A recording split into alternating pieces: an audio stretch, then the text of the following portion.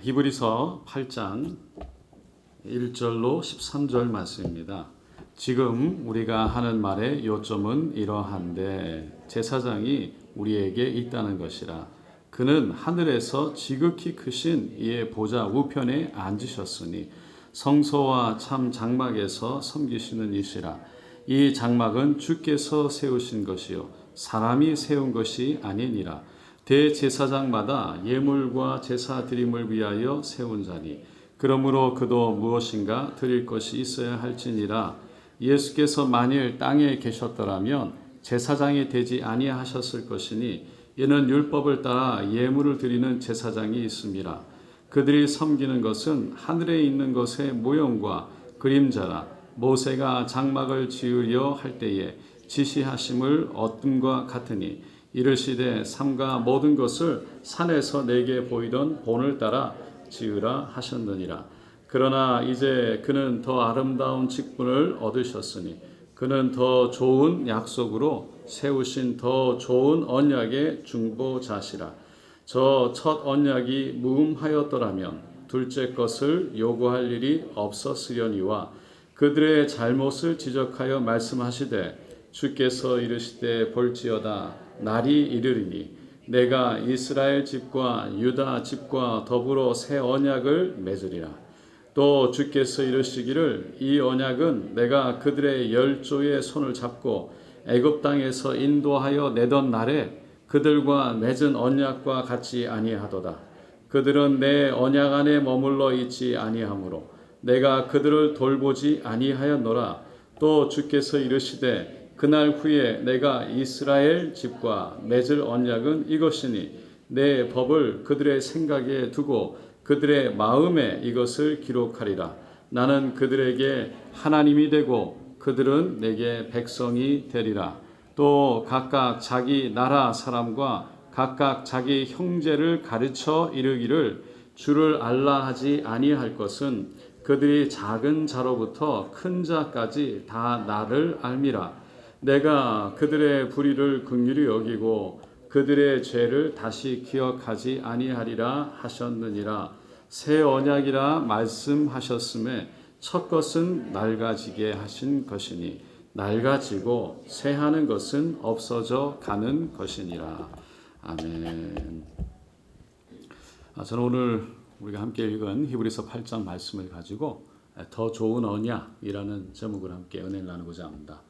오늘 사실 이 전체 말씀의 핵심이 바로 예수의 피입니다. 근데 오늘 찬양을 예수의 피로 물들어 주셨어요. 제가 찬양하면서 은혜가 됐습니다. 우리 수고하신 우리 찬양팀 전체에게 박수 좀 보내주세요. 너무 감사합니다. 너무 감사합니다. 찬양을 하면서 성령님이 역사하고 계시구나. 그런 생각이 들었습니다. 오늘 본문 1절을 함께 보겠습니다. 먼저 지금 우리가 말하는 요점은 이러한데 이러한 대제사장이 우리에게 있다는 것이라. 그는 하늘에 지극히 크신 이의 보좌 우편에 앉으셨느니라. 지금 우리가 한 말의 요점, 다시 말해서 지난 몇 주 동안 함께 했던 7장 말씀의 요점이 여기에 있다라는 거예요.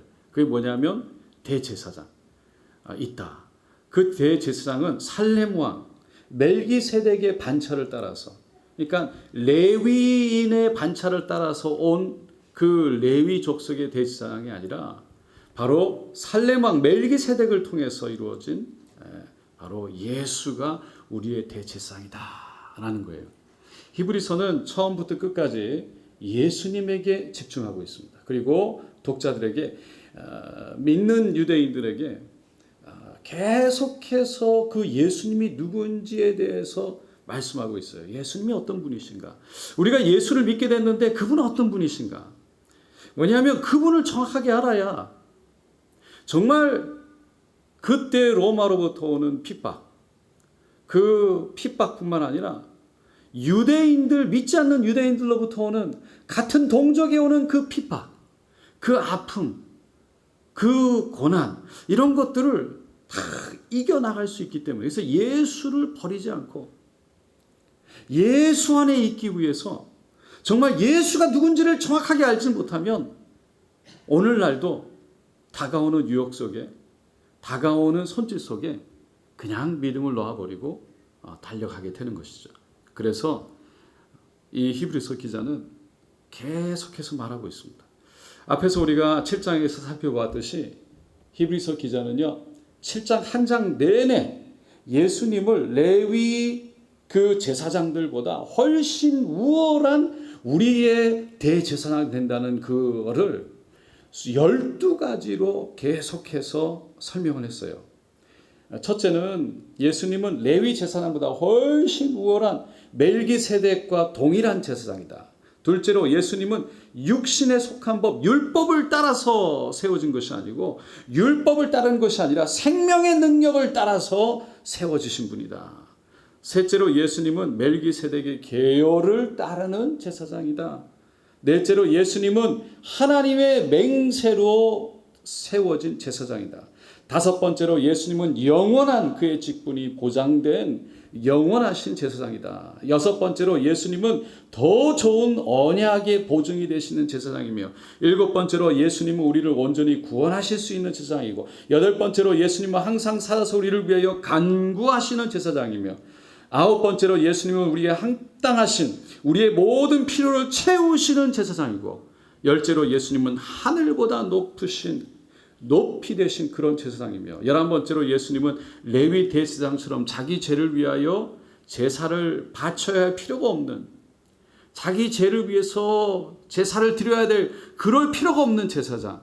그래서 백성의 죄를 단번에 자기의 몸으로 용서하시는 그런 유일무이한 대제사장이다라는 것. 마지막으로 12번째가 약점을 가진 율법으로 세워진 제사장이 아니라 하나님의 맹세 말씀으로 세워진 온전하신 영원한 하나님의 아들 대제사장이다 라고 그랬어요. 12가지를 이렇게 쭉 7장에서 설명을 한 다음에, 소개를 한 다음에 오늘 이제 8장 1장에 들어와서 다시 한번 우리에게 이런 대제사장이 계십니다 라고 얘기를 한 후에 그 예수님에 대해서, 대제사장에 대해서 다시 5가지로 그 특별한 특성들을 소개하고 있습니다. 첫째로 1절에 보면 하나님은 지극히 크신 분의 보좌 우편에 앉으신 대제사장이다. 둘째로 2절에 보니까 예수님은 성소와 그리고 정말 참 장막에 섬기시는 대제사장이다. 성소와 참 장막에서 섬기시는 이시라 라고 말하고 있는 거예요.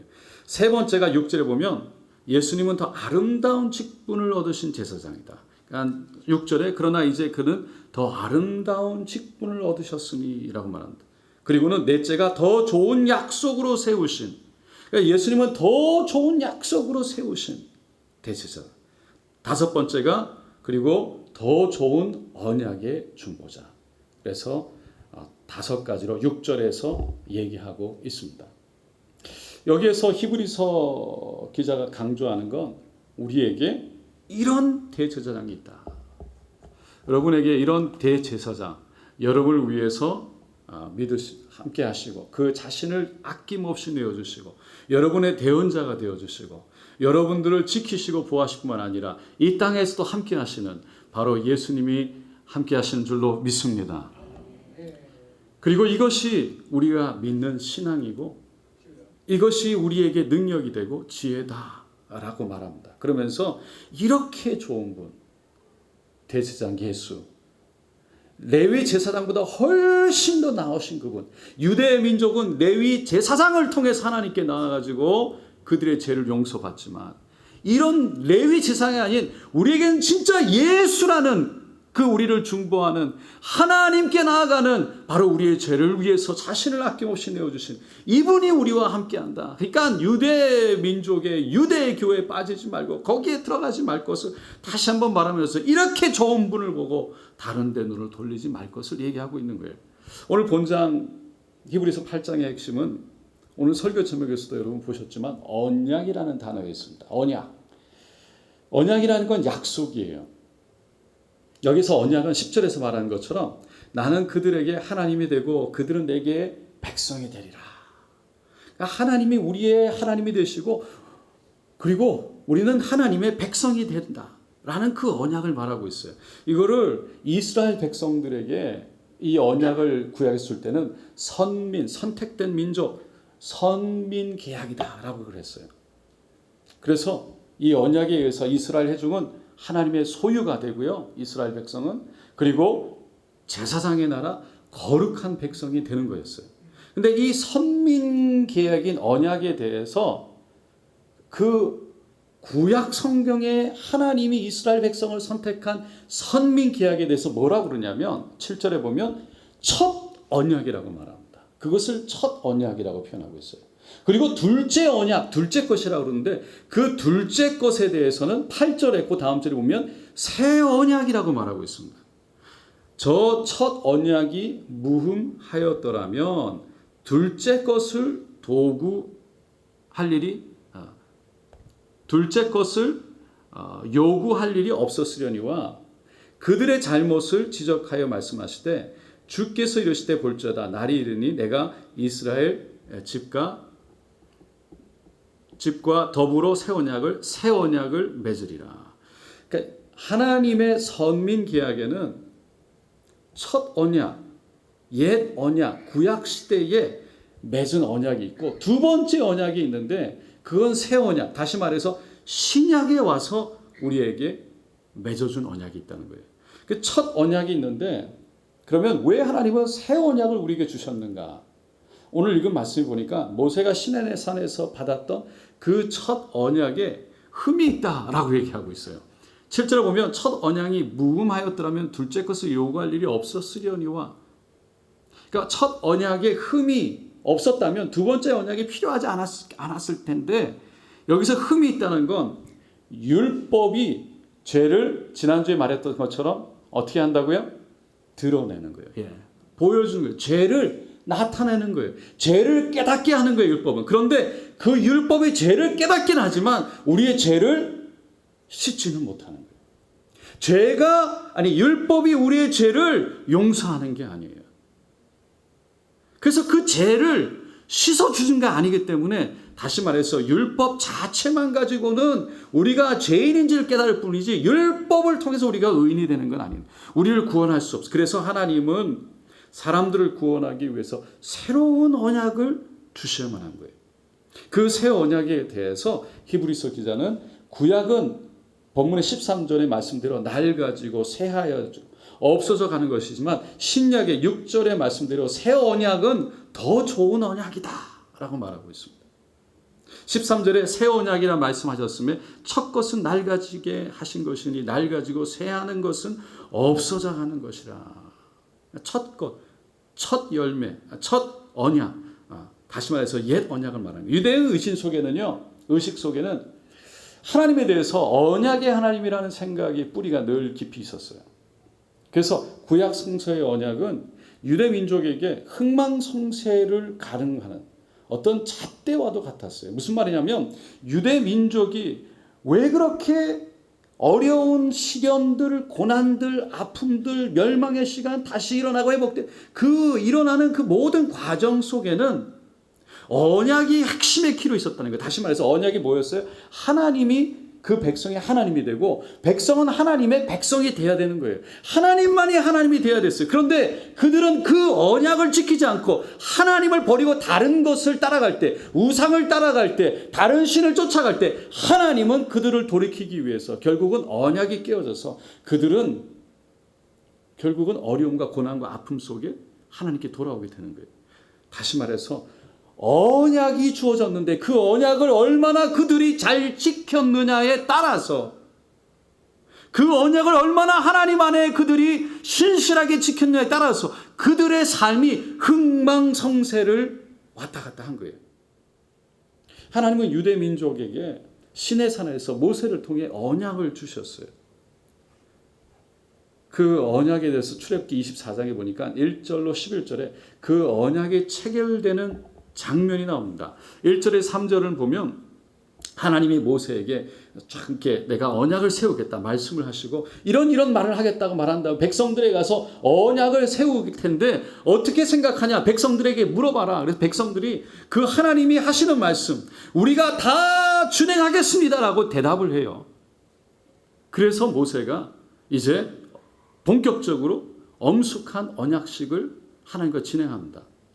모든 말씀과 모든 율례를 기록한 후에라고 말합니다. 모세가 언약식에 당일 이른 아침에 단을 쌓고 12기둥을 12지파 기둥을 세우고 그리고 청년들로 하여금 번제 소를 잡아오게 합니다. 번제와 화목제를 드리게 되는데 소를 잡아오게 해요. 그래서 그 위에다 올려놓습니다. 번제는 제물을 완전히 태워서 하나님께 올려드리는 거예요. 그런데 화목제는 어느 부분만 상징적으로 태우고 나머지는 익혀서요. 그 언약식을 하는 그 식사를 하는 게 있는데 그때 그것을 결국은 언약을 체결하는데 함께 그것을 먹고 마시는 데 사용되어져요. 그래서 언약식의 중요한 단계가 뭐냐면 가장 먼저 불로 태우고 화목제를 하고 음식을 먹게 되는데 그 다음에 나오는 중요한 게 뭐냐면 피를 뿌리는 거였어요. 방금 우리가 읽은 그 출애굽기 말씀을 이렇게 보면 백성들 가운데 양푼의 피를 담고요. 그 소의 제물의 피를 백성에게 뿌리게 됩니다. 그 모세가 소의 피를 받은 양푼을 담아가지고 그거를 들고 반은 제단 위에 붓고 반은 백성들에게 십계명과 율법을 읽은 다음에 그 말씀을 읽으면서 피를 뿌리면 이렇게 얘기해요. 이는 야훼께서 이 모든 말씀에 대하여 너희와 세운 언약의 피니라. 그러고서는 확 뿌리는 거예요. 피의 언약이에요. 출애굽기 24장 9절로 11절에 보면 그렇게 세운 언약에 대해서 이제 언약 체결 식사를 하게 됩니다.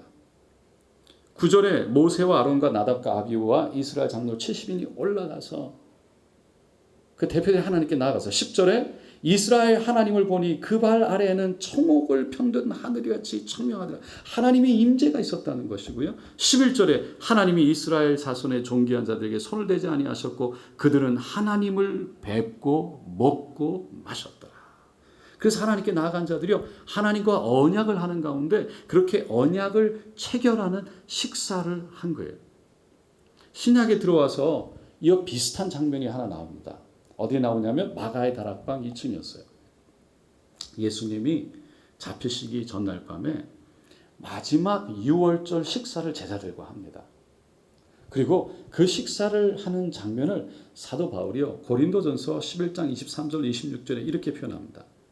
내가 너희에게 전한 것은 주께 받은 것이니 곧 주 예수께서 잡히시던 밤에 떡을 가지사 축사하시고 떼어 이르시되 이것은 너희를 위하는 내 몸이니 이것을 행하여 나를 기념하라 하시고 식후에 또한 그와 같이 잔을 가지고 이르시되 이 잔은 내 피로 세운 새 언약이니 이것을 행하여 마실 때마다 나를 기념하라 하셨으니 너는 이 떡을 먹으며 이 잔을 마실 때마다 주의 죽으심을 그가 오실 때까지 전하는 것이니라.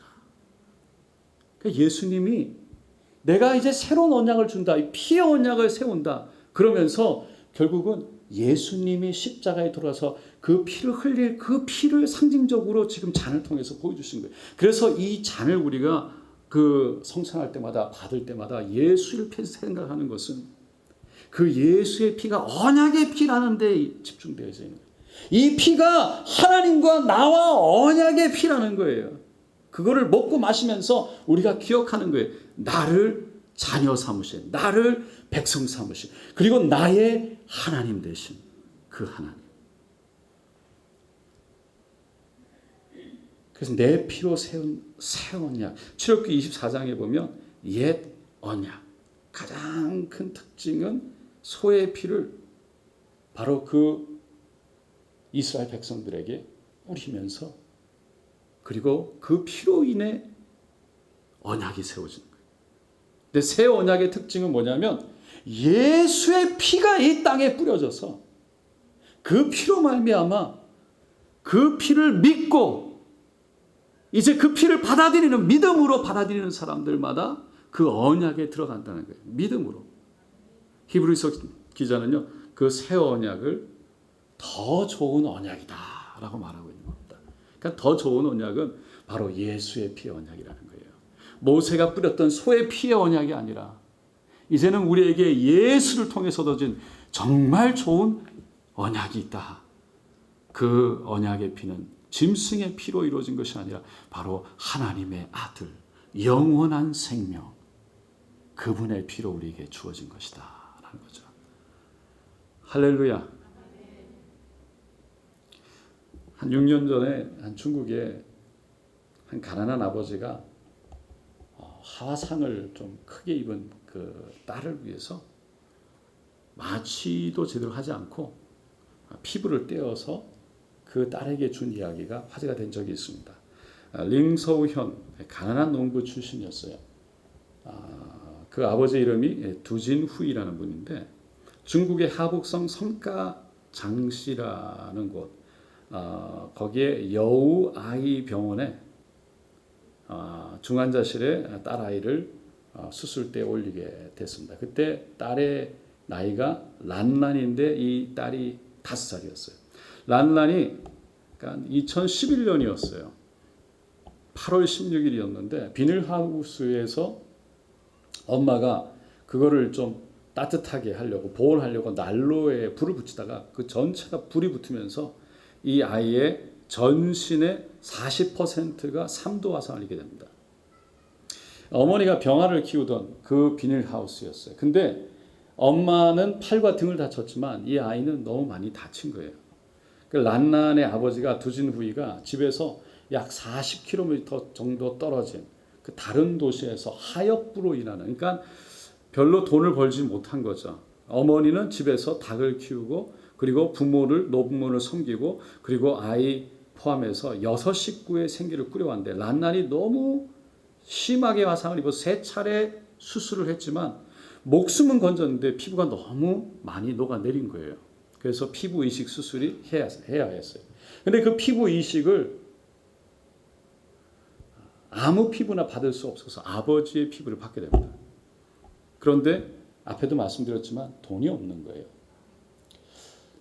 피부 이식을 받기 위해서 오른쪽 다리의 절반을 피부를 벗겨내야 되는데 그 수술비가 하나로 한국 돈으로 약 7만 원밖에 안 했대요. 그런데 그거를 낼 돈이 없어서 마취를 받지 않고 그냥 부분 마취만 하고 그거를 벗겨냅니다.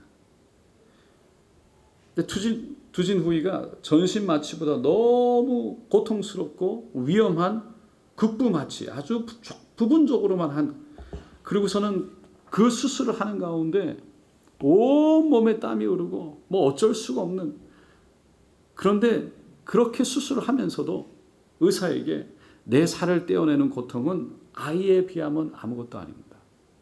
나는 괜찮습니다. 내 딸에게 내 피부를 더 많이 떼어주세요. 필요한 만큼 떼어주세요. 라고 얘기했다고 의사가 얘기합니다. 수술을 다 받은 후에 그 아버지가 이렇게 얘기합니다. 세상의 어느 아버지라도 다 그렇게 했을 겁니다. 그러고는 웃었다는 거예요. 여러분, 우리가 그 두진후이라는 그분의 그 피부를 벗겨내는 그 고통을 생각하면 어떻게 저럴 수가 있을까? 그래도 역시 우리도 아버지가 부모가 되면 그렇지 나도 할 수 있을 거야 라는 마음이 들지도 모르겠어요. 근데 하나님이 십자가에 달리셨을 때 그 고통은 두진후이의 고통과는 비교할 수 없는 고통입니다. 왜 하나님이신 예수님이 이 땅에 오셔서 그런 고통을 받으셨는가라는 거예요. 왜 그렇게 물과 피를 다 쏟기까지 그런 고통을 받으셔야 되나? 왜냐하면 하나님은 우리의 아버지가 되시기 때문입니다. 하나님은 우리와 그 이스라엘 백성들 그리고 그 아브라함의 후손으로 오는 그 사람들을 통해서 하나님께서 이제는 그들에게 언약, 그 치유와 용서의 길을 메시아를 통해서 보낼 것을 약속하셨던 것을 하나님이 이루셨던 거예요. 아담이 죄를 지었을 때 하나님은 그 아담에게 내가 그 여자의 후손으로 오는 자를 통해서 그 뱀의 머리를 밟게 하겠다는 그 약속을 하나님은 그 언약을 지키신 거예요. 예수님은 그 고통 속에 나의 뜻대로 하지 마시옵고 아버지의 뜻대로 하시옵소서 자신을 들여 하나님의 그 이 땅의 백성들을 하나님의 사람들을 향한 그 언약을 지키기 위해서 자신을 아낌없이 그 고통 가운데 내어주셨다는 겁니다. 그래서 예수님이 제자들에게 그 마지막 잔을 주시면서 이것은 많은 사람을 위하여 흘리는 바 나의 피 곧 언약의 피니라 라고 말한 겁니다. 바로 예수님의 피가 언약의 피인 것입니다. 여러분 우리에게 언약의 피가 있습니까? 바로 그 언약의 피는 나를 용서하는 피인 줄로 믿습니다. 그 언약의 피는 지금도 나를 붙잡고 있는 피인 줄로 믿습니다. 혹여라도 우리가 넘어졌다 할지라도 혹여라도 우리가 부족하여 쓰러졌다 할지라도 그 언약의 피가 있으면 우리에게 믿고 혹여라도 우리에게 부족함이 있다 할지라도 혹여라도 우리에게 아픔과 고통과 절망이 있다 할지라도 그 언약의 피가 우리에게 있어서 우리를 끝까지 붙잡고 우리를 끝까지 놓지 아니하시고 우리와 끝까지 함께 하시는 그 언약의 피를 붙잡고 이제는 짐승의 피가 아닌 예수의 피가 있음을 붙잡고 일어나서 그 믿음으로 하나님을 바라볼 수 있기를 축원드립니다. 우리는 구약의 율법을 따라 행위를 따라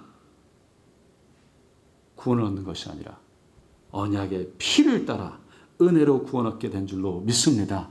이 은혜로 끝까지 언약 예수의 피 붙잡고 저 하늘로 천국으로 들어갈 수 있는 저 여러분 되시기를 예수님의 이름으로 축원드립니다.